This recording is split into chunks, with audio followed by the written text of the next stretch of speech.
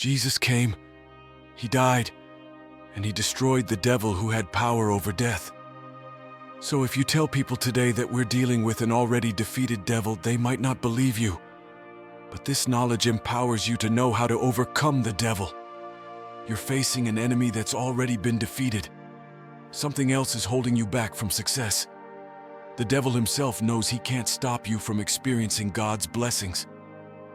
So if you want to overcome a problem, I'll help you understand the blessing that you carry. When God wants you to succeed in something, it means moving upwards. But to go up high, you first need to lay a strong foundation by going down. This process takes time and effort, like building a house where materials are brought in and it seems like nothing is happening at first. But all that is actually going into making a strong foundation.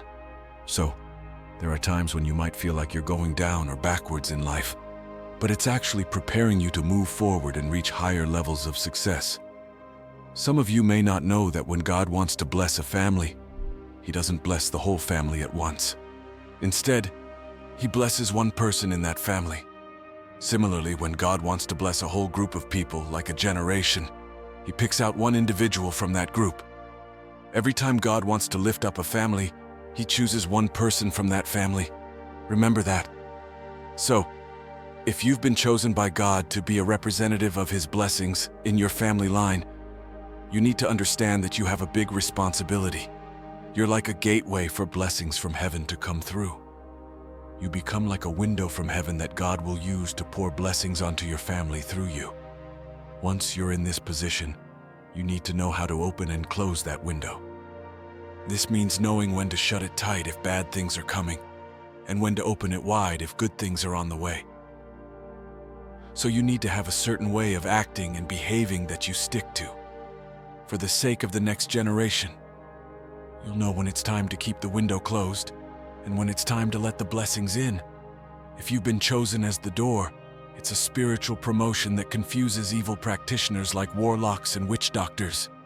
From what I've observed spiritually, they haven't caught up yet.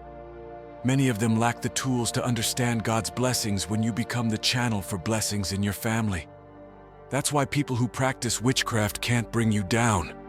They won't succeed because you have blessings in your life. Their attempts to harm you won't be effective. When fire was coming to Sodom, it had to pass through Abraham first. Whether it's something bad or good, it has to come through you. When you're touched by God, there's a powerful energy flowing from you to them. That's how you become the doorway for God's blessings. They're all supposed to come and be influenced by you, so they're protected from harm. You have the power to cause the blessing to cease in your family or to continue. Just understand this revelation today. It's a big blessing, but also a big responsibility from God to end the curse.